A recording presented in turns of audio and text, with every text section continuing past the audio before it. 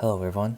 In today's video, I'll be going over how to connect Phantom Wallet to Raydium. Right now we are at our home screen. So what you want to do is go to the navigation button at the bottom right corner and under trending sites, click on Raydium. So here you want to connect wallet at the top right hand corner and select Phantom. Then from here, you click connect and you should be connected to your Phantom wallet. If you want to disconnect your wallet, all you have to do is click on the upper right hand corner and click disconnect. Personally, I don't prefer to use Raydium since it's a bit slower compared to Jupiter. But if you did want to use Jupiter, it's under the same navigation menu, and under trending sites is the top one, Jupiter.